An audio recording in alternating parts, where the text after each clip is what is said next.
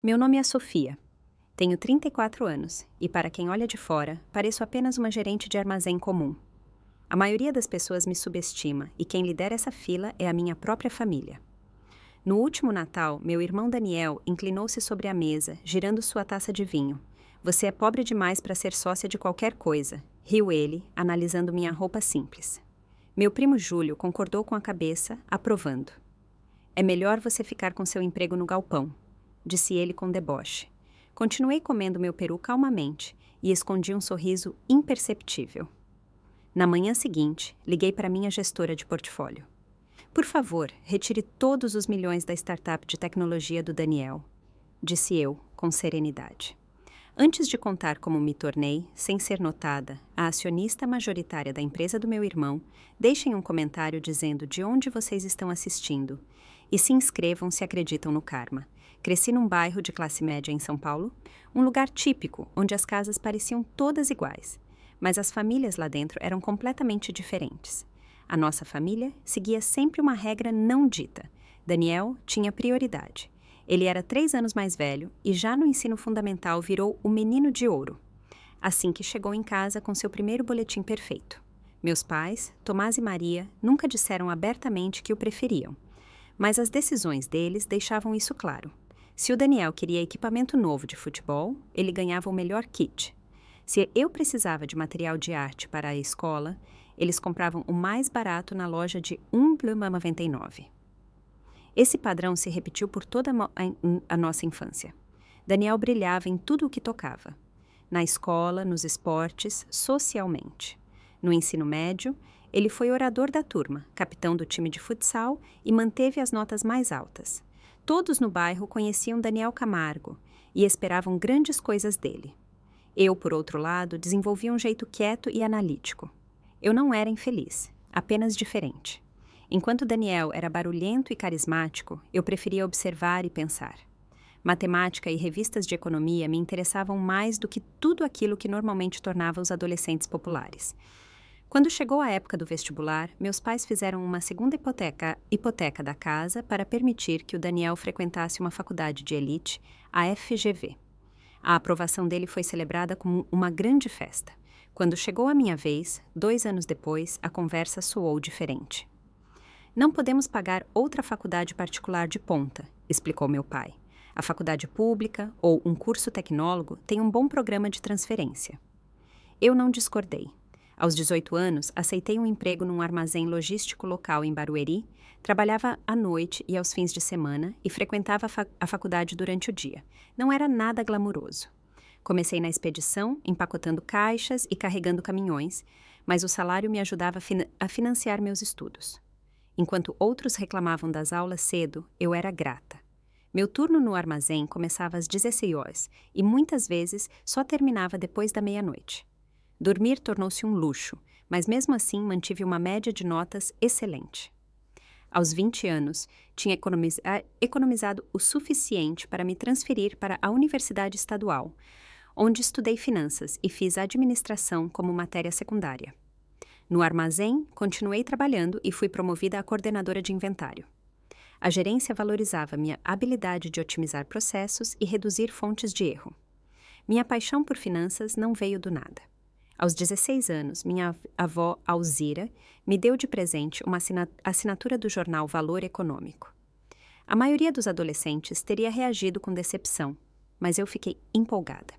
Comecei a acompanhar as evoluções do mercado, estudar estratégias de investimento e analisar investidores de sucesso. A avó Alzira era a única na família que reconhecia meu potencial.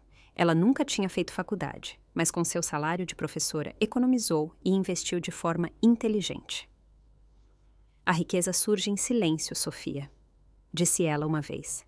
Aqueles que falam muito sobre isso geralmente possuem muito pouco. Com a pequena renda do armazém, comecei a investir aos 21 anos. Meu primeiro investimento foram 2 ações da Amazon, a R$200 cada, via BDRs. Um grande risco para as minhas economias. Meus pais achavam que eu devia gastar com livros ou com o aluguel. Nessa época, meu primo Júlio tornou-se uma fonte constante de irritação no nosso círculo familiar. 2 anos mais novo que Daniel, ele o venerava quase cegamente. Ele não tinha nem o talento nem a inteligência do Daniel, mas compensava isso com uma lealdade ferrenha e o esforço constante para agradar ao Daniel. Júlio não perdia nenhuma oportunidade de me lembrar do meu papel na família. Se eu mencionava uma ideia de negócio, ele revirava os olhos. Deixa os pensamentos grandes para o Daniel e fica com seus códigos de barras, dizia ele. As noites de Natal aconteciam da mesma forma todos os anos. Daniel aparecia por último, na maioria das vezes com uma acompanhante bonita, entrava na sala como uma estrela e dominava as conversas com histórias sobre seus sucessos. Nossos pais ouviam fascinados, faziam 100 perguntas e Júlio concordava com entusiasmo a cada palavra. Quando finalmente mudavam o assunto para mim, era breve. E como vão as coisas no galpão, Sofia? Ainda lá? Alguma promoção? Minhas respostas eram rapidamente ignoradas antes de voltarem a falar do Daniel. Eu nunca corrigia as ideias deles. Uma parte de mim, talvez por orgulho ou pensamento estratégico, queria que eles continuassem acreditando no que queriam ver. A verdade era muito mais complicada, e quanto mais o tempo passava, maior se tornava a discrepância entre a percepção deles e a minha vida real. Aos 25 anos, terminei meus estudos com louvor, apesar do emprego em tempo integral. O armazém me promoveu a gerente de operações porque tornei os processos mais eficientes e reduzi custos. Meu salário subiu significativamente, mas para minha família continuava sendo um emprego sem futuro. Eles não entendiam que eu estava acumulando experiência valiosa. Gestão da cadeia de suprimentos, liderança de pessoal, processos operacionais de negócios, tudo aquilo que o Daniel precisaria urgentemente mais tarde na sua própria empresa, o que minha família certamente não sabia. Meu portfólio de investimentos tinha crescido, entretanto, para mais de R$100 mil através de escolhas inteligentes de ações e crescimento contínuo. Há muito tempo eu tinha investido além da Amazon, em outros papéis de tecnologia, fundos de índice e até no meu primeiro pequeno imóvel, um apartamento retomado de leilão que comprei e aluguei. Daniel, nesse meio tempo, tinha terminado seus estudos e conseguiu imediatamente um emprego numa agência de marketing renomada. Nossos pais organizaram novamente uma grande festa e convidaram todos que conheciam. Eu apareci, levei uma garrafa de vinho que quase estourou meu orçamento mensal e ouvi um brinde atrás do outro sobre o futuro glorioso dele. Ninguém mencionou minha formatura na Universidade Estadual, que eu tinha concluído 6 meses antes. Eu também nunca toquei no assunto. Minha ascensão financeira ganhou velocidade de verdade quando eu tinha 27 anos e minha avó, Alzira, morreu. Ela me deixou R$5 mil. Não era uma fortuna, mas o bilhete que acompanhava valia mais que qualquer quantia. Para Sofia, que entende o verdadeiro valor da paciência e do crescimento silencioso. Invista com sabedoria. Essas palavras tornaram-se meu princípio orientador. Em vez de gastar o dinheiro em algo útil, eu queria multiplicá-lo em memória dela. Era 2018, quando as criptomoedas estavam chegando gradualmente ao grande público. Após extensa pesquisa, investi 20% da herança em Bitcoin, que na época estava cotado a cerca de R$6 mil. O restante do valor distribuí cuidadosamente em empresas com potencial de longo prazo, mais ações da Amazon, Apple, Microsoft e uma pequena empresa de biotecnologia que desenvolvia terapias inovadoras contra o câncer. Minha estratégia era clara: encontrar empresas que estavam solidamente posicionadas, tinham líderes fortes e resolviam problemas reais. O que me distinguia dos investidores clássicos era a minha visão de dentro do armazém. Trabalhar na logística me proporcionava insights sobre cadeias de suprimentos antes mesmo que os analistas percebessem as tendências. Eu via cedo quais empresas tinham volumes de envio crescentes, quais introduziam novas soluções e quais tinham dificuldades com o processamento de pedidos. Aos 29 anos, meu portfólio estava em pouco mais de R$300 mil. O investimento em Bitcoin tinha mais que triplicado e minhas ações batiam o mercado significativamente. Reinvesti cada dividendo e continuei vivendo modestamente, ainda no mesmo apartamento de um quarto que eu alugava desde a faculdade. Nessa época, conheci Marcelo Ferreira, um diretor de logística de uma grande empresa cliente do nosso armazém. Durante uma de suas inspeções, começamos a conversar sobre otimização de estoque. Ele ficou impressionado com os processos que eu tinha implementado e me convidou para almoçar. Essa conversa mudou minha vida. Depois de saber mais sobre meu background financeiro, Marcelo me apresentou a vários contatos do setor de Venture Capital. Uma delas era Amanda Vieira, que ouviu com especial atenção quando expliquei meu modo de pensar. Gostaria de ver meu portfólio pessoal? Perguntei a ela no primeiro encontro. Ela concordou, provavelmente esperando ver um projeto amador. Em vez disso, apresentei a ela uma tabela detalhada com valores de entrada, previsões de crescimento e avaliações de risco. Amanda ficou calada por 1 minuto inteiro. Você não devia gerenciar um armazém, disse ela finalmente. Você devia gerenciar capital. Amanda tornou-se minha mentora e, mais tarde, minha gestora de portfólio, quando meus investimentos atingiram um volume que eu não conseguia mais supervisionar sozinha. Com o apoio dela, diversifiquei ainda mais. Imóveis comerciais, fundos de private equity, startups em fases iniciais de desenvolvimento. Um dos meus investimentos de maior sucesso aconteceu em 2020, quando o mercado imobiliário despencou. Comprei 3 casas retomadas em leilão num bairro em ascensão, 40% abaixo do valor pré-pandemia. Em 18 meses, elas não só recuperaram o valor, como valorizaram cerca de 30% a mais. Paralelamente, minhas criptomoedas viveram um crescimento massivo em 2021. Os R$ 5.000 originais da minha avó atingiram temporariamente mais de 60 mil. Vendi metade e realoquei o lucro em ativos mais estáveis. Apesar de todas essas evoluções, mantive meu emprego no armazém, agora como diretora de operações, responsável por 3 unidades. O trabalho me dava estabilidade, plano de saúde e continuava a me dar insights valiosos sobre movimentos de mercado. E, acima de tudo, mantinha a imagem que minha família tinha de mim inalterada, uma vantagem que, a essa altura, eu apreciava muito. Aos 32 anos, meu portfólio ultrapassou a marca de 1 milhão. Amanda me ligou. Você agora pertence oficialmente ao 1% mais rico deste país, disse ela. Eu sei, respondi, mas ninguém mais precisa saber. Meu silêncio sobre minha fortuna não era apenas um protesto silencioso contra a atitude da minha família. Eu tinha visto como o dinheiro mudava as pessoas, distorcia relacionamentos e criava expectativas. Anonimato me dava paz. As pessoas me tratavam como me viam, não de acordo com meu saldo bancário. Um único luxo maior eu me permiti, afinal. Uma casa modesta com 3 quartos numa área bonita. Nada ostensivo, mas agradável e minha. Disse à minha família que tinha usado um programa de financiamento para o primeiro imóvel, tipo Minha Casa Minha Vida, mas para uma faixa acima. Eles não fizeram perguntas e aceitaram sem hesitar que uma gerente de armazém poderia supostamente comprar uma casa de R$800 mil sem problemas. No mundo dos investimentos, por outro lado, eu construía um nome. Através da Amanda, conheci inúmeros investidores abastados e participava ocasionalmente de suas reuniões estratégicas. Especialmente minhas avaliações sobre cadeias de suprimentos e varejo encontraram reconhecimento. Alguns tinham obtido lucros enormes graças aos meus conselhos sobre ações de e-commerce durante a pandemia. Aos 30 anos, meu portfólio finalmente atingiu R$25 milhões através de crescimento de mercado, rendimentos reinvestidos e várias participações privadas que performaram excepcionalmente bem. Eu tinha adotado uma abordagem estrita para a construção de riqueza. Vivia exclusivamente do meu salário do armazém, reinvestia todos os ganhos de capital e me mantinha conscientemente nos bastidores.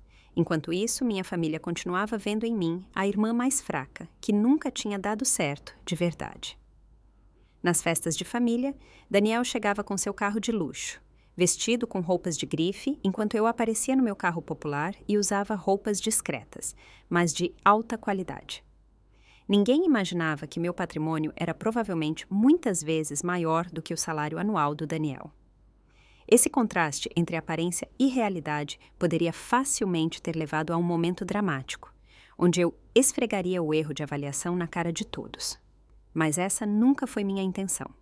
Eu achava libertador ser subestimada, construir algo significativo em paz, sem pressão de expectativas ou avaliação constante de fora. Isso só mudou quando meu irmão decidiu fundar sua própria empresa. Há 5 anos, Daniel anunciou no almoço de Natal que deixaria seu cargo bem pago no marketing para fundar uma startup de tecnologia. A reação foi previsível: entusiasmo, admiração e apoio imediato. Tem uma ideia revolucionária que vai mudar fundamentalmente a gestão de relacionamento com o cliente, anunciou ele, girando dramaticamente sua taça de vinho. Sua namorada, na época, olhou para ele como se ele tivesse reinventado a roda, e Júlio mal conseguia ficar sentado de tanta empolgação. Meus pais, já com mais de 60 anos e com o pensamento na aposentadoria, me surpreenderam completamente. Acreditamos tanto em você, filho, disse meu pai. Vamos te dar uma ajuda inicial. Vamos fazer uma hipoteca da nossa casa para investir na sua empresa. Quase me engasguei com a sobremesa. Eles estavam arriscando a previdência deles pelo sonho do Daniel. Quando aconselhei cautela, a família inteira olhou para mim como se eu tivesse sugerido cancelar o Natal. Meus pais contribuíram com R$50 mil para a startup do Daniel, a Nexus Technologies, quase todo o capital próprio disponível deles. Daniel prometeu um retorno de 10 vezes em 5 anos. Nos primeiros meses, ouvíamos novidades sobre sua empresa constantemente. Daniel alugou escritórios caros num bairro inovador de São Paulo, tipo Vila Olímpia. Contratou uma equipe de desenvolvedores e começou a trabalhar na plataforma. Pelo que pude extrair de suas explicações vagas, tratava-se de um sistema de CRM com inteligência artificial integrada. Embora o investimento dos meus pais me preocupasse, eu queria realmente entender do que se tratava. Nos encontros de família, eu fazia perguntas concretas sobre tecnologia, estratégia de mercado e planejamento financeiro. Daniel respondia na maioria das vezes com frases de efeito arrogantes e termos técnicos.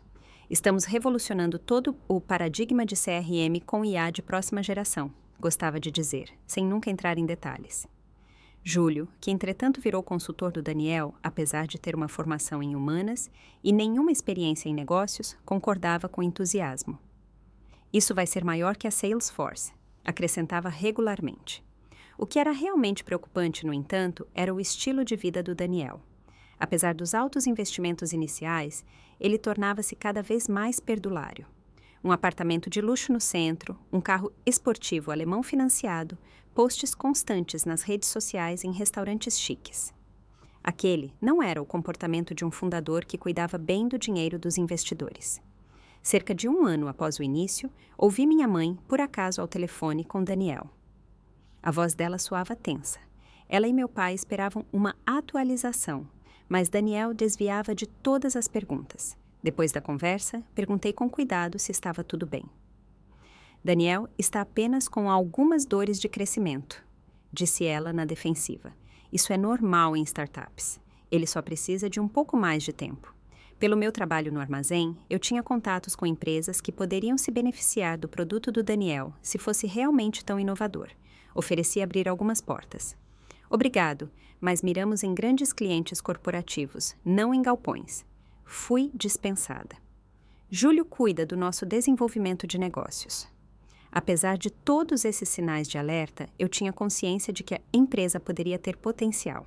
Através de contatos no setor, soube que a equipe de desenvolvedores dele tinha de fato criado algoritmos avançados para a previsão de comportamento do cliente. A tecnologia parecia promissora, mesmo que a gestão parecesse caótica. Nessa fase, Daniel começou a procurar mais investidores. O capital inicial estava acabando e o desenvolvimento do produto demorava mais que o planejado. Ele organizava eventos de pitch, apresentava previsões de crescimento ambiciosas e mostrava vídeos de demonstração de protótipos que ainda não funcionavam totalmente. Participei de um desses eventos anonimamente e sentei-me no fundo. A apresentação dele foi impressionante. Ele sempre teve talento para isso. Mas notei a lacuna entre as promessas e o desenvolvimento real. Especialmente problemático era o cronograma irrealista para os primeiros lucros. Após um trimestre particularmente ruim, em que não conseguiu captar novos investidores, ele me ligou de repente e pediu um empréstimo. Apenas R$10 mil para cobrir uns custos de desenvolvimento, explicou. A próxima rodada de financiamento está quase fechada. Temos apenas um pequeno problema de liquidez. E onde estão os lucros do primeiro investimento dos nossos pais? Perguntei. Reinvestidos no crescimento, claro, respondeu ele impaciente. É assim que funcionam as startups, Sofia. Você não entenderia isso do galpão.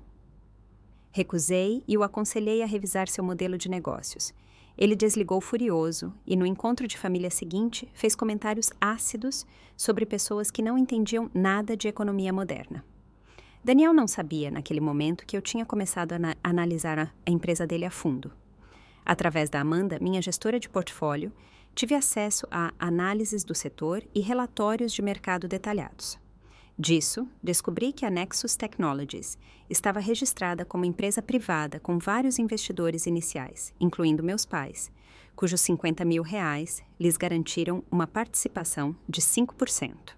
Nos registros públicos da empresa na junta comercial constava que Daniel possuía 60%, enquanto os 35% restantes estavam distribuídos entre funcionários iniciais e alguns investidores anjos. O valor inicial da empresa foi fixado em R$3 milhões, otimista, considerando que a firma não gerava nenhuma receita. Após 3 anos de operação, a Nexus tinha sim um produto funcional e alguns clientes pequenos, mas estava muito aquém das metas ambiciosas que Daniel sempre anunciava. A avaliação original parecia agora inflada e a empresa tinha dificuldade em garantir uma segunda rodada de financiamento. Nesse momento, tomei uma decisão que mudaria tudo. Através da Amanda e com a ajuda de uma holding que não podia ser rastreada até mim, comecei a comprar silenciosamente participações de investidores iniciais que estavam perdendo a confiança. Em 1 ano, minha empresa, Summit Investments, adquiriu um total de 20% da Nexus Technologies. Os vendedores ficaram felizes em recuperar pelo menos parte do dinheiro, e Daniel estava ocupado demais tentando manter a empresa à tona para notar a mudança gradual no quadro de sócios. Apesar da minha participação crescente, Daniel continuava com seu jeito condescendente comigo. Num churrasco no feriado de 7 de setembro, ele perguntou casualmente se eu ainda trabalhava naquele armazém, como se precisasse se lembrar. Quando confirmei, ele assentiu com falsa compaixão. Sabe, eu provavelmente poderia te arranjar um emprego inicial na administração da Nexus, disse ele de forma paternalista. O salário com certeza é melhor do que carregar caixas. Agradeci, recusei educadamente e expliquei. Estou satisfeita onde estou. Você é quem sabe, murmurou ele e começou imediatamente outro discurso grandioso sobre o iminente financiamento Série A e o crescimento explosivo de sua empresa. A realidade, porém, era bem diferente. Eu sabia disso exatamente. A Nexus Technologies operava no limite. O capital estava quase totalmente esgotado. Os investidores estavam ficando impacientes e, embora o produto fosse tecnicamente sólido, mal encontrava o lugar esperado num mercado de CRM saturado. Meus pais também começaram a se preocupar. Eles esperavam pelo menos receber relatórios regulares ou ver os primeiros progressos. Em vez disso, Daniel dava apenas declarações vagas e otimistas esporádicas. Essas coisas demoram mesmo, dizia ele sempre. Lembrem-se, Jeff Bezos também não teve lucro por anos. O que minha família não sabia, e o que talvez o próprio Daniel não tivesse compreendido, era o quão crítica a situação tinha se tornado. Sem novos recursos, a Nexus logo não conseguiria mais honrar seus compromissos. Pelo menos R$5 milhões eram necessários para continuar a operação e construir força de marketing suficiente para conquistar novos clientes. Conforme o Natal se aproximava, eu sabia que Daniel usaria a oportunidade para brincar de fundador de sucesso novamente, talvez até para pedir mais dinheiro aos meus pais. Mas ele não tinha ideia de que nos bastidores já corriam desenvolvimentos que mudariam fundamentalmente tanto o futuro da empresa dele quanto a dinâmica da nossa família. O Natal sempre foi a festa mais importante para nós. Minha mãe preparou pratos tradicionais por dias, enquanto meu pai cuidava da seleção de vinhos com uma seriedade quase profissional. Este ano, eles tinham se superado. A sala de jantar da casa deles estava decorada festivamente. Decorações natalinas, a porcelana fina que só era tirada em ocasiões especiais e velas tremulando calorosamente. O cheiro de peru, farofa e pudim enchia a casa inteira. Cheguei cedo para ajudar a cozinhar, vestindo um suéter vinho simples e uma calça jeans escura. Minha mãe me cumprimentou com um abraço rápido, mas estava obviamente com a cabeça nos tempos de cozimento finais. Meu pai estava na sala, arranjando garrafas de vinho e conversando com meu tio Roberto e minha tia Patrícia, que tinham vindo do interior. Por volta das 16 horas, a casa estava cheia de parentes. Avós, tias, tios, primos e, claro, Júlio, que apareceu brilhantemente arrumado com um relógio de grife no pulso, que parecia totalmente exagerado para um almoço tranquilo em família. Mal passou pela porta, já perguntou onde estava o Daniel, como se sua própria chegada fosse apenas a banda de abertura para a atração principal. Daniel vai atrasar um pouco, explicou minha mãe, olhando o celular. Ele vem direto de uma conversa importante com investidores. Júlio assentiu significativamente. O pessoal do Vale do Silício está praticamente brigando pela tecnologia dele, absolutamente revolucionária. Fiquei calada e ajudei meus primos mais novos a pôr a mesa das crianças, enquanto conversava com minha tia sobre as férias dela na Bahia. Quando Daniel finalmente irrompeu às 16h30, fez isso como sempre com um esforço teatral, pedindo desculpas em voz alta, mas num tom que transmitia ao mesmo tempo o quanto precisavam dele no mundo dos negócios. A conversa internacional demorou mais, anunciou ele. Quando Singapura liga, a gente não pode simplesmente desligar. Ele usava um terno sob medida que provavelmente custou mais do que eu gastava em roupas no ano inteiro, embora eu pudesse facilmente ter pago 10 ternos daqueles. A família reuniu-se imediatamente em volta do Daniel. Meus pais irradiavam orgulho, enquanto ele aceitava uma taça de vinho e atuava na sala como anfitrião do seu próprio show de sucesso. Às 17 horas, a comida foi servida e tomamos nossos lugares na longa mesa estendida. Daniel sentou-se, claro, à direita do meu pai, o lugar de honra, enquanto eu acabei entre minha tia Patrícia e o filho de 7 anos da minha prima Melissa, que se interessava mais pelo seu Nintendo Switch do que por qualquer conversa. A noite começou agradável. Meu pai fez um brinde caloroso à família e à gratidão, e enquanto desfrutávamos do peru perfeitamente assado, do purê e da farofa perfumada, tudo correu harmoniosamente a princípio. Minha mãe recebeu inúmeros elogios pelos seus dotes culinários e por um momento pareceu um Natal bem normal. Mas então Daniel pigarreou exatamente daquele jeito que anunciava que ele tinha novidades. A conversa cessou. Todos os olhares se dirigiram cheios de expectativa para ele. Quero compartilhar algo empolgante com vocês. Antes que saia nas notícias de economia, começou ele, endireitando-se com orgulho. A Nexus está entrando numa grande fase de expansão. Estamos escalando nossas operações, ampliando nossa função de IA e nos preparando para dominar o mercado de CRM corporativo. Meus pais trocaram olhares encantados. E para impulsionar esse crescimento, continuou ele, estou trazendo um parceiro de negócios estratégico, alguém com competência financeira e contatos no setor que pode nos levar ao próximo nível. As negociações estão no estágio final. Parece ótimo, filho, disse meu pai. É um daqueles investidores de Singapura de quem você falou? Daniel acenou casualmente. Entre outros, temos interesse de várias direções. Trata-se apenas de escolher o parceiro que compartilha a nossa visão. Algo na voz dele me fez suspeitar que ele estava exagerando. Das minhas pesquisas, eu sabia que a Nexus tinha dificuldade em atrair qualquer capital. Não se podia falar de várias opções. O que exatamente você procura num parceiro? Perguntei, aparentemente inofensiva. Daniel virou-se para mim, levemente surpreso, como se tivesse me esquecido na mesa. Bem, Sofia, começou ele com condescendência. Procuramos alguém com capital considerável, compreensão profunda do cenário tech e conexões no segmento enterprise. Ele fez uma pausa curta e acrescentou com uma risadinha. Então, não necessariamente habilidades de gestão de armazém. Alguns membros da família riram junto e Júlio aproveitou a oportunidade imediatamente. Exatamente, Sofia, zombou ele. Fica melhor com seu emprego no galpão. O mundo tech é uma liga totalmente diferente. Eu poderia ter apontado que gerenciava sistemas complexos de supply chain e era responsável por um orçamento anual na casa dos milhões.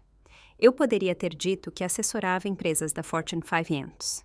Eu poderia ter mencionado que meu portfólio de investimentos continha participações em várias empresas de tecnologia de sucesso. Em vez disso, fiz uma pergunta calmamente. Quantas ações da empresa você pretende oferecer a esse parceiro, na verdade? Daniel pareceu surpreso por um momento, depois se recompôs. Isso são informações de negócios confidenciais. Disse ele rigidamente. Só me interessa por curiosidade estrutural, disse eu e tomei um gole de água. Se você oferecer ações, eu poderia considerar um investimento. Por um segundo, reinou silêncio absoluto, antes que a mesa inteira caísse na gargalhada. Daniel quase se engasgou com o vinho, e Júlio me olhou como se eu tivesse sugerido que devíamos visitar a lua na sobremesa. Você? Daniel finalmente conseguiu dizer, limpando a boca. Você quer investir numa empresa de tecnologia? Tenho algumas economias, respondi calmamente, e acredito em apoiar a família. Daniel trocou um olhar com Júlio, ambos prestes a explodir de rir. Sofia, disse ele no tom que normalmente se reserva para crianças pequenas. Aqui se trata de capital sério, de milhões, não de alguns milhares de reais do seu salário de armazém. Júlio assentiu avidamente. Você é pobre demais para ser sócia. Minha mãe, percebendo que a situação estava saindo dos trilhos, tentou mudar o rumo. Quem quer pudim? Bati chantilly fresco, mas Daniel ainda não tinha terminado. Na verdade, disse ele alto para a roda, este é um bom exemplo da diferença entre visionários e, bem, pessoas comuns. Ele apontou para mim. Alguns pensam pequeno, um emprego seguro, uma casa pequena, talvez férias, uma vez por ano. E isso é perfeitamente aceitável. Então ele colocou a mão no peito. Mas outros veem a imagem maior. Nós corremos riscos. Nós criamos valores. Nós mudamos o mundo. E sim, nós merecemos as recompensas por isso. A arrogância pingava de cada palavra. Meu rosto esquentou, não de vergonha, mas de uma raiva profunda e lenta, que raramente me permitia sentir. E ainda assim comi calmamente, sem perder a postura. Quando minha mãe serviu o bolo, meu celular vibrou no bolso. Pedi licença e fui para o corredor. A mensagem era de Amanda, minha gestora de portfólio. Atualização urgente sobre a Nexus Technologies. Eles buscam financiamento de emergência. A avaliação caiu drasticamente. Me liga imediatamente. Respirei fundo enquanto deixava as palavras fazerem efeito. Todo o discurso do Daniel sobre expansão e vários investidores era uma mentira. A empresa estava à beira do abismo. Quando voltei para a mesa, observei Daniel com um olhar totalmente novo, enquanto ele continuava impressionando a família com histórias sobre seus supostos sucessos comerciais e planos futuros. Por trás do sorriso autoconfiante e dos gestos exagerados, reconheci de repente outra coisa. A tensão, o toque fino de desespero nos olhos dele. Por um breve momento, senti pena. Apesar de tudo, ele ainda era meu irmão. Mas então me lembrei das palavras dele pouco antes. Você é pobre demais para ser sócia. E algo dentro de mim ficou duro e imóvel. Quando a refeição terminou e a família se reuniu na sala para o café e o digestivo, permaneci sentada e comi meu bolo devagar e pensativa. Mal ouvi as conversas. Na minha cabeça já se formava um plano, um que mudaria tudo. Mais tarde na noite, quando eu ia me despedir, Daniel me parou na porta. A expressão dele tinha ficado mais suave, provavelmente graças às inúmeras taças de vinho que ele tinha bebido. Ei, sem ressentimentos por antes, ok? Disse ele, dando um tapinha no meu ombro. Negócios são negócios. Cada um tem seu lugar. Sorri educadamente. Claro, sem problemas. Bom, assentiu ele, aliviado. Feliz Natal, maninha. Para você também, Daniel, respondi. Tenho a sensação de que o próximo ano vai ser bem diferente. Ele riu, convencido de que eu tinha feito uma piada autodepreciativa sobre minha própria vida, mas no caminho para casa tomei minha decisão final. A manhã seguinte seria o início de um novo capítulo para Daniel e para mim, mesmo que apenas um de nós soubesse disso. A manhã depois do Natal amanheceu clara e quente em São Paulo, com aquele sol de verão já forte. Levantei cedo, fiz um café forte e sentei na mesa da cozinha, enquanto o céu clareava em tons de rosa e dourado. Perto das 7 horas, eu sabia que Amanda já estava no escritório. Ela acordava sempre cedo, especialmente em dias pós-feriado, quando os mercados reabriam. Disquei o número dela, as palavras do Daniel da noite anterior ainda nítidas na minha cabeça. Você é pobre demais. Amanda atendeu no segundo toque. Estava esperando sua ligação. Viu minha mensagem sobre a Nexus? Sim, disse eu. Me conte tudo. Ela explicou que a Nexus Technologies tinha contatado várias firmas de investimento com uma proposta urgente. Eles buscavam 5 milhões de reais em troca de 20% da empresa. Uma desvalorização drástica em comparação com tentativas de financiamento anteriores. A empresa tinha menos de 30 dias de liquidez antes de não conseguir mais cobrir salários nem custos correntes. Eles geriram os recursos extremamente mal, explicou Amanda. O produto é bom, mas o fluxo de saída de caixa é insustentável e a estratégia de clientes deles não funciona. Como eles se avaliam no momento? Perguntei. 5 milhões por 20%, então eles fixam a avaliação em 25 milhões. Muitos investidores veem a empresa mais para 15 a 20. Respirei fundo e tomei a decisão final. Amanda, quero que você retire todos os milhões do meu portfólio líquido. Imóveis e blue chips ficam. O resto nós vendemos. Ficou silêncio na linha. Sofia, esse é todo o seu patrimônio líquido. Tem certeza? Absolutamente certa. Confirmei calmamente. E agora escute. A Summit Investments, minha holding, já possuía 20% da Nexus. Quero oferecer 5 milhões por mais 50%. Isso nos daria 70% de participação total. Mas isso avaliaria a empresa em 10 milhões, observou Amanda. Mais alto do que a maioria daria atualmente, mais baixo para eles. Eu sei, disse eu, mas a oferta tem que ser tão atraente que eles nem comecem a perguntar quem é o comprador. Amanda calou-se brevemente. Então entendeu. Você está pagando a mais de propósito. A empresa tem potencial se for bem gerida, expliquei. E o preço cobre algo que normalmente não se pode comprar. Justiça? Perguntou Amanda baixinho. Vamos chamar de correção de uma avaliação equivocada. Quão rápido conseguimos fazer isso? Tenho a papelada pronta, até hoje à tarde. O dinheiro pode estar na conta fiduciária na segunda. Então faça e marque uma reunião com nossa equipe jurídica hoje mesmo. Passei o resto do dia trabalhando com Amanda e os advogados para estruturar a oferta.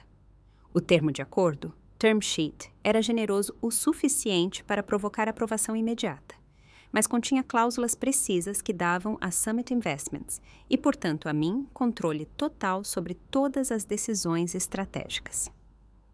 Na manhã de segunda-feira, estava tudo preparado. Nossos advogados, agindo em nome de um investidor principal anônimo, solicitaram uma reunião urgente com a liderança da Nexus. Daniel, desesperado em busca de capital, concordou imediatamente. A reunião aconteceu numa sala de conferências de um hotel sofisticado em São Paulo. Eu não estava presente, claro, mas Amanda me descreveu cada detalhe depois. Daniel apareceu com Júlio e o advogado da empresa, na expectativa de uma negociação comum.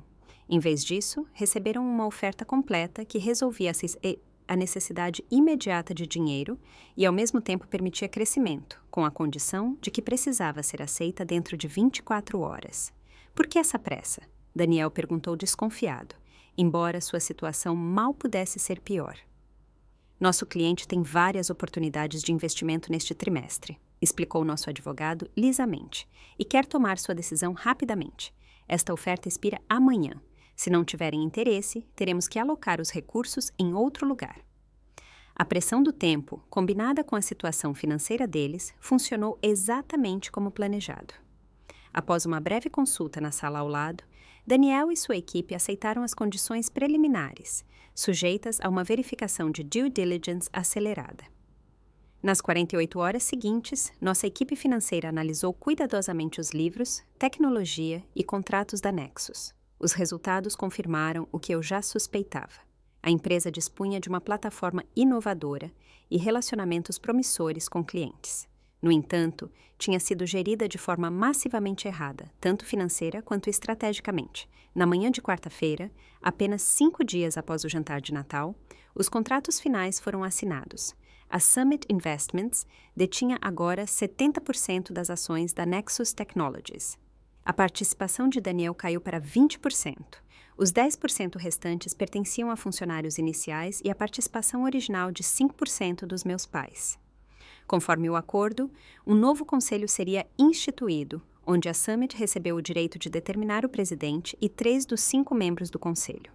A primeira reunião já estava marcada para a segunda-feira seguinte. Lá, a nova estrutura de liderança seria confirmada oficialmente. Durante esses processos jurídicos e financeiros intensos, Daniel tentou repetidamente descobrir quem era o misterioso investidor principal por trás da Summit Investments. Nossos representantes permaneceram firmes.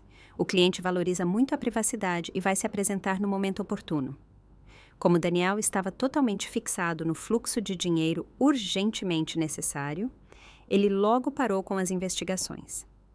Eu levei meu dia a dia normalmente, fui trabalhar no armazém e no domingo até mandei uma mensagem casual para o Daniel. Como foi seu fim de semana? Ele respondeu apenas com um enigmático. Grandes coisas vêm por aí, te conto em breve. No fim de semana, antes da reunião do conselho, encontrei-me com Amanda e nossa equipe jurídica para definir a estratégia da revelação. Elaboramos um plano de negócios abrangente para o futuro da Nexus, identificamos pontos fracos operacionais, potenciais de marketing e prioridades no desenvolvimento de produtos. Não se tratava apenas do momento dramático da revelação. Eu queria realmente que a empresa tivesse sucesso. Está nervosa? Perguntou Amanda quando terminamos na noite de domingo. Nervosa não, respondi após pensar um pouco, mas penso em como chegamos a este ponto. Nunca imaginei minha participação na empresa do Daniel dessa forma. Ele não te deixou escolha, disse ela calmamente. Algumas pessoas precisam aprender respeito da maneira mais difícil. Assenti e pensei em todos os anos cheios de comentários depreciativos. Não se trata de vingança, esclareci. Trata-se de negócios. A empresa tem potencial que não está sendo aproveitado sob a liderança atual. Amanda ergueu uma sobrancelha. E a cara dele quando souber quem é o dono da empresa, na verdade? Eu me permiti um pequeno sorriso. Vamos chamar isso de uma espécie de dividendo. Na noite anterior à reunião, quase não dormi. Repassei várias vezes o que diria e como queria me portar. De manhã, escolhi minha roupa conscientemente. Um terno cinza chumbo sob medida, objetivo e soberano, complementado pelo colar de pérolas da minha avó, uma indicação silenciosa de onde essa jornada tinha começado. Enquanto me preparava para a reunião provavelmente mais significativa da minha vida, pensei nos muitos jantares de Natal em que ouvi calada enquanto Daniel reivindicava o palco para si. Hoje os papéis se inverteriam para sempre. Não porque eu queria poder sobre meu irmão, mas porque eu não seria mais subestimada e ignorada.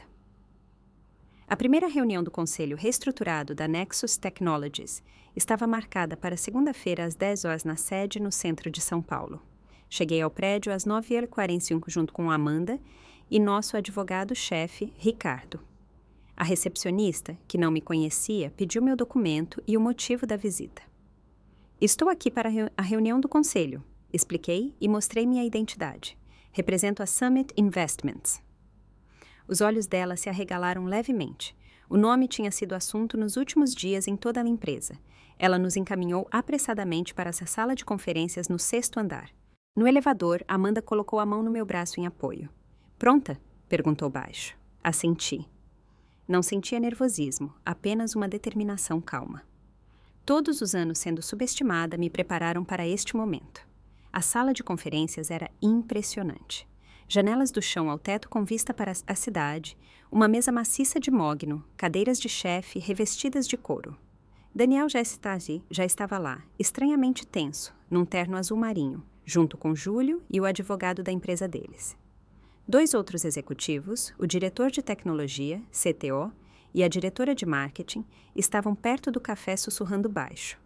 Quando entramos, toda a conversa cessou. Daniel olhou para cima, primeiro concentrado nos negócios, depois confuso. Sofia? Ele levantou. O que você está fazendo aqui?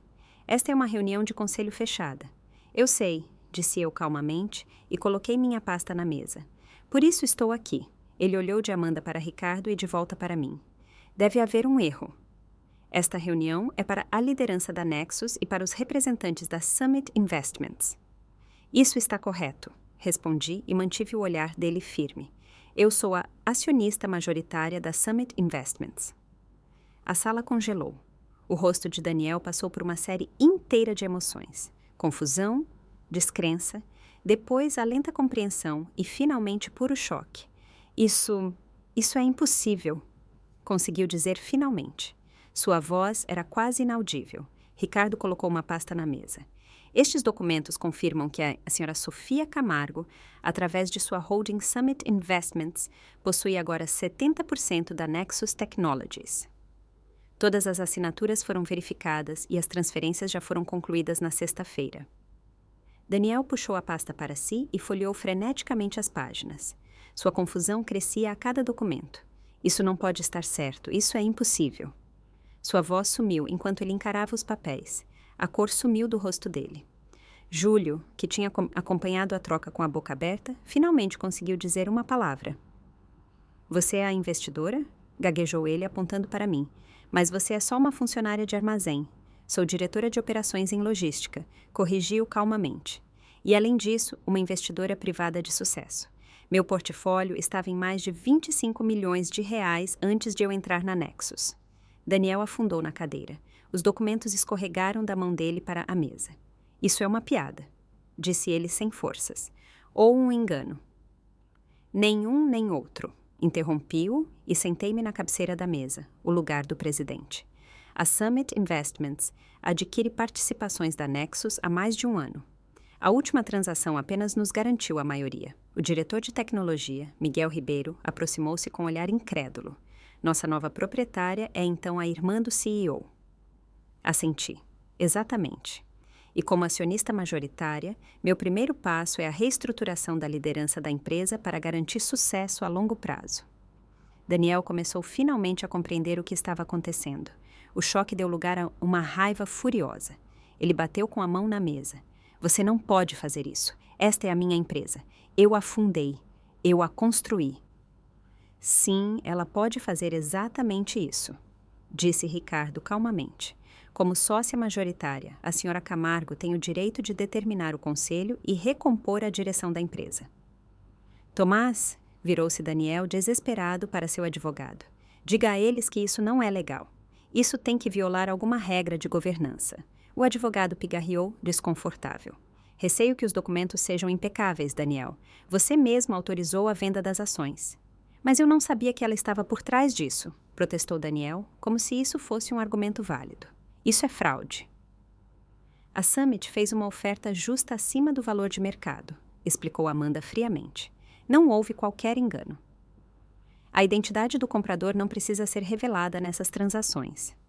Júlio, que até então tinha estado estranhamente quieto, virou-se de repente para Daniel. Você me disse que o dinheiro vinha de um consórcio tech de Singapura. Por que você nunca verificou quem estava comprando de verdade? Daniel ignorou e me encarou. Como? Exigiu ele. Como isso é possível? Você nunca teve tanto dinheiro. Refleti brevemente sobre como responder melhor. Todos na sala ouviam tensos. A verdade é, Daniel, comecei calmamente. Enquanto você se concentrava em parecer bem-sucedido, eu me concentrava em me tornar de fato. Invisto desde os meus 21 anos em diversas classes de ativos. Meu trabalho no armazém me deu insights sobre mercado e cadeias de suprimentos que muitos investidores nunca têm. Daniel balançou a cabeça incrédulo. Mas crescemos na mesma casa, tivemos as mesmas chances. Tivemos mesmo? Perguntei baixo. Você foi com o dinheiro dos nossos pais para a FGV. Eu trabalhei em tempo integral enquanto frequentava a faculdade pública e depois a universidade estadual. Você foi apoiado, incentivado, celebrado. Para mim, disseram que eu devia manter minhas expectativas baixas. Daniel não encontrou resposta para isso. Talvez pela primeira vez na vida lhe faltaram palavras. Abri minha pasta e apresentei a cada presente uma cópia de um documento. Esta é minha proposta para o direcionamento futuro da Nexus, expliquei. Analisei os números, o plano de desenvolvimento e a posição de mercado. Apesar dos problemas de liquidez, a tecnologia central tem enorme potencial. Enquanto os outros começavam a ler, continuei. Proponho as seguintes mudanças na liderança. Miguel Ribeiro será promovido a CEO. Ele conhece o produto e a tecnologia melhor. Daniel assumirá a posição de diretor de marketing, CMO. Com isso, a empresa usa suas habilidades mais fortes e o alivia de tarefas financeiras e operacionais. Daniel levantou a cabeça bruscamente. Você está me rebaixando na minha própria empresa. Estou te colocando onde você traz o maior benefício, corrigi. Suas habilidades de marketing e seu impacto externo são uma força. Sua gestão financeira, por outro lado, quase levou a empresa à ruína. Antes que Daniel pudesse retrucar algo, virei-me para Júlio. O Sr. Júlio não atuará futuramente em nenhuma função consultiva para esta empresa. Júlio pulou indignado. Você não pode me demitir. Eu nem sou funcionário. Exatamente, disse eu calmamente. Você não é funcionário e, mesmo assim, foi para casa por 2 anos com honorários mensais de consultoria de R$ 15.000 sem resultados comprováveis. Esse acordo termina hoje. Ele olhou buscando ajuda para Daniel, mas meu irmão apenas encarava uma mesa incrédulo. Toda que sua autoimagem desmoronava diante de seus olhos. Passei a hora seguinte expondo minha visão para a Nexus. Processos mais eficientes, foco nas funções que os clientes realmente queriam e controle financeiro sólido. A equipe técnica, especialmente Miguel Ribeiro, ouvia cada vez mais atenta. Eles perceberam rápido que eu entendia o produto deles e seu potencial melhor do que Daniel jamais tinha entendido. Ao final da reunião, o choque inicial cedeu lugar a uma aceitação tensa da nova realidade. Enquanto os participantes guardavam seus documentos, virei-me diretamente para Daniel. Preciso da sua decisão até o fim da semana, disse eu calmamente. Você pode aceitar o papel de CMO, incluindo nova remuneração e expectativas claramente definidas. Ou você vende suas ações restantes a preço de mercado e se orienta profissionalmente de outra forma. Ele me olhou, seu olhar uma mistura de raiva e algo mais. Talvez um toque de respeito. Por que você está fazendo isso? Perguntou ele baixo. É no fim das contas apenas vingança por todos os anos em que te subestimei? Refleti antes de responder. Não se trata de vingança, Daniel. Trata-se da empresa. Você construiu algo que tem potencial real, mas quase o arruinou. Vi uma chance de salvar um produto funcional e, ao mesmo tempo, obter um retorno sólido para meu próprio investimento. Parei brevemente e acrescentei então. E sim, talvez um pensamento pessoal tenha influenciado. Depois de anos em que me disseram que eu não era boa o suficiente, não inteligente o suficiente ou não rica o suficiente para sentar à mesa, decidi simplesmente comprar a mesa. Depois que todos saíram, fiquei mais um tempo na sala de conferências e olhei para o horizonte de São Paulo. Amanda sentou-se em silêncio ao meu lado. Bem, disse ela finalmente, isso foi impressionante. Foi, concordei. E o que acontece agora? Perguntou ela. Virei-me da janela. Agora construímos uma empresa de sucesso e eu tenho uma conversa há muito devida com meus pais. As reações na minha família não demoraram a chegar. Daniel ligou para nossos pais no mesmo dia e descreveu a eles uma versão dramática dos eventos, na qual eu fui retratada como uma sabotadora calculista que o tinha traído. Quando fui até a casa deles à noite, eles já estavam totalmente agitados. Como você pôde fazer uma coisa dessas com seu irmão? Perguntou minha mãe, mal entrei pela porta. Ele construiu essa empresa do nada. Respirei fundo. Eles só conheciam a visão do Daniel. Mãe, pai, comecei calmamente. Existem coisas sobre a minha vida que vocês não sabem, coisas que nunca contei a vocês. Nas 2 horas seguintes, expus a eles minha evolução financeira, meus investimentos iniciais, a construção constante de patrimônio e, finalmente, minha decisão de entrar na Nexus. Mostrei a eles os documentos que comprovavam a situação precária da empresa. Ele estava lá 3 semanas de não conseguir mais pagar os salários. Expliquei suavemente. A participação de 5% de vocês teria se tornado inútil. Meu pai, sempre o mais pragmático dos dois, logo fez perguntas detalhadas sobre o plano de negócios e a reestruturação. Ao final da nossa conversa, ele parecia pelo menos processar a nova realidade, mesmo que o conflito familiar continuasse a pesar. Por que você nos escondeu tudo isso? Perguntou minha mãe finalmente. Seu sucesso, seu dinheiro, por que nunca nos contou sobre isso? Olhei diretamente para ela. Vocês teriam acreditado em mim se eu tivesse contado? O silêncio dela foi resposta suficiente. As semanas após a aquisição foram difíceis. Daniel ameaçou inicialmente com um processo, mas foi avisado pelos seus advogados de que todas as transações eram legalmente impecáveis. Após 10 dias, ele repensou e finalmente aceitou a posição de CMO mais forçado do que convencido. Nossa relação profissional permaneceu tensa e estritamente profissional. Júlio, a quem os honorários mensais de consultoria tinham sido retirados, espalhou boatos na parentela estendida e me apresentou como uma intrigante sem escrúpulos. Alguns acreditaram nele, outros esperaram até terem ouvido os 2 lados. A empresa em si, por outro lado, começou a florescer sob a nova liderança. Com controle financeiro claro e uma estratégia de produto focada, a Nexus ganhou 2 grandes clientes corporativos no primeiro trimestre. Miguel Ribeiro provou ser um excelente CEO. Uma mistura de conhecimento técnico e capacidade de liderança surpreendentemente forte. Daniel também funcionava no seu novo papel, pelo menos enquanto lhe davam estruturas claras, responsabilidades e metas. Sua amargura permanecia perceptível, mas nem ele podia negar que a empresa estava mais forte do que nunca sob a nova liderança. A verdade sobre meu patrimônio espalhou-se em algum momento na família. A dinâmica mudou perceptivelmente. Alguns pediam de repente consultoria de investimento ou empréstimos. Outros pareciam inseguros, porque a imagem que tinham de mim havia se deslocado. Continuei levando meu estilo de vida modesto e trabalhando no armazém. Eu gostava do trabalho prático e dos desafios da logística. Com o tempo, a atitude dos meus pais também mudou. Quando a Nexus, 3 meses após a reestruturação, ganhou seu primeiro grande cliente corporativo e foi mencionada numa revista respeitada do setor, eles entenderam que minha intervenção tinha salvado o investimento deles, não destruído. As conversas mais difíceis, no entanto, ainda estavam por vir, sobre tratamentos preferenciais, sobre chances que foram dadas ou negadas, sobre percepção e realidade. Mas pela primeira vez, tais conversas pareciam possíveis. 6 meses após a aquisição, aconteceu o primeiro encontro da empresa, organizado sob nova direção. A apresentação dos resultados trimestrais mostrou o que a liderança profissional podia realizar. O faturamento tinha subido 62%, a fidelização de clientes escalou para 92% e pela primeira vez na história de 5 anos da empresa, a Nexus estava no azul. Eu estava presente como presidente do conselho, mas mantive-me no fundo e deixei Miguel Ribeiro e sua equipe, incluindo Daniel, apresentarem os resultados. Miguel reconheceu a fase de transição difícil, mas enfatizou os progressos. O que esta empresa alcançou em apenas 6 meses é extraordinário, disse ele diante da equipe reunida.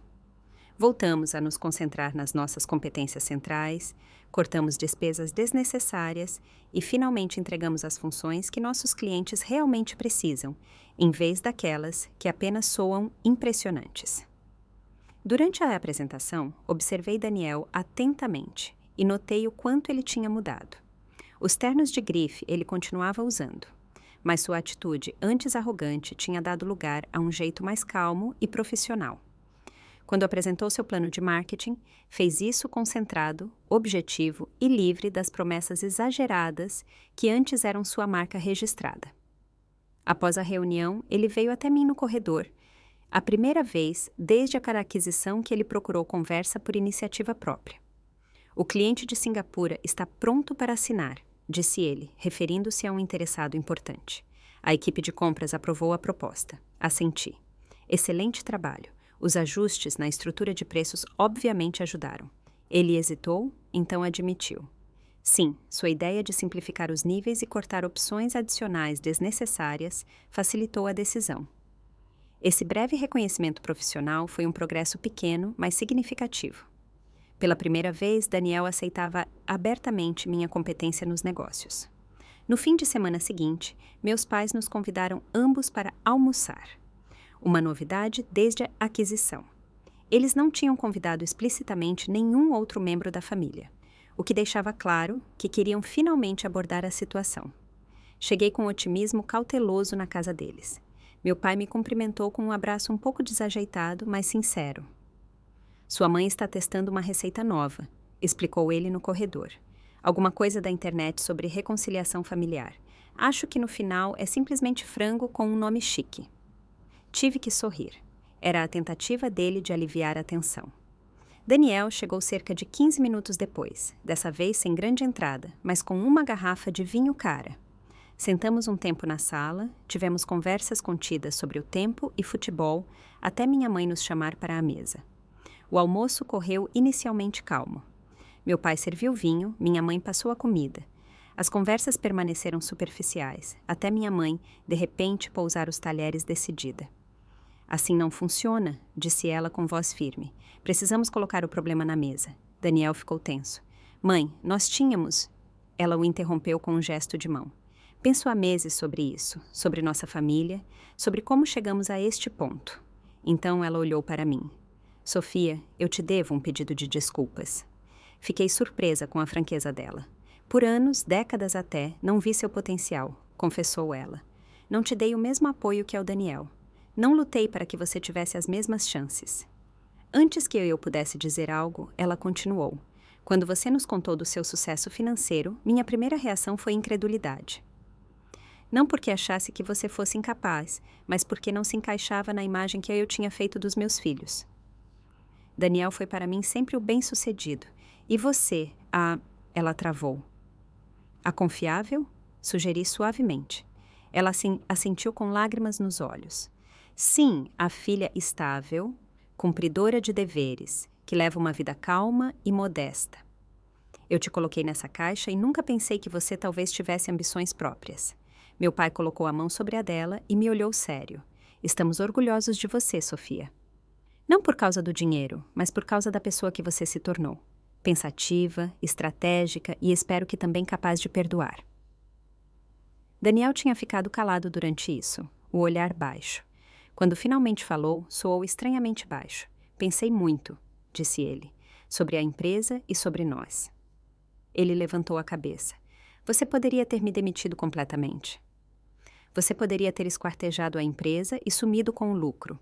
Em vez disso, você me deixou um lugar e deu um futuro à empresa.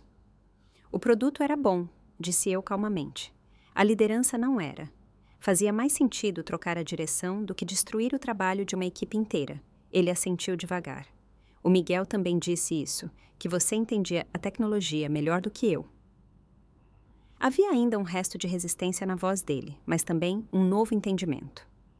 Aprendi nos últimos 6 meses mais sobre gestão de negócios do que nos 5 anos anteriores, confessou ele. Trabalhar com orçamentos reais, atender expectativas de clientes, em vez de seguir apenas minha visão. Foi instrutivo. Era provavelmente o mais próximo de um pedido de desculpas que eu jamais receberia do Daniel, e aceitei como o que era, um começo. A conversa foi ficando gradualmente mais solta enquanto provávamos a sobremesa da minha mãe. Não resolvemos todos os problemas, não curamos todas as velhas feridas, mas criamos uma base sobre a qual se podia construir.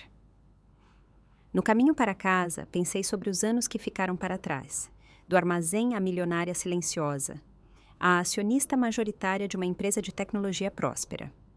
Cada passo tinha me ensinado algo, mas a percepção mais importante não tinha nada a ver com dinheiro, mas com valor próprio. Eu tinha permitido por tempo demais que a imagem que tinham de mim me definisse, enquanto construía minha própria realidade nos bastidores. O trabalho no armazém, do qual minha família tinha rido, me deu não apenas estabilidade financeira, mas insights valiosos em cadeias de suprimentos que moldaram minhas decisões de investimento. Minha perseverança silenciosa, que tomaram erroneamente por falta de ambição, tinha me permitido multiplicar pequenos sucessos ao longo dos anos em uma fortuna. 2 semanas após o almoço em família, tomei uma decisão sobre a qual já pensava há meses. Apresentei minha demissão na empresa de logística e agradeci numa carta pelos 14 anos em que cresci profissionalmente lá. Minha equipe organizou uma pequena festa de despedida que me tocou profundamente. Esses colegas, que não sabiam nada sobre minha fortuna ou minha participação na Nexus, contaram o quanto meu jeito de liderar tinha influenciado suas carreiras e vidas. A apreciação sincera deles me mostrou novamente que sucesso não é medido apenas em números e balanços, mas sobretudo em relacionamentos e na influência positiva que exercemos sobre os outros. Não anunciei imediatamente como seguiria profissionalmente. Em vez disso, tirei um tempo para descobrir o que era realmente importante para mim, agora que não precisava mais manter a fachada que foi parte da minha vida por tanto tempo. Finalmente fundei uma pequena empresa de investimentos especializada no fomento de empreendedoras no setor de tecnologia. Nossa primeira grande participação foi numa startup promissora de software de logística, fundada por uma ex-gerente de armazém que eu mesma tinha treinado anos atrás.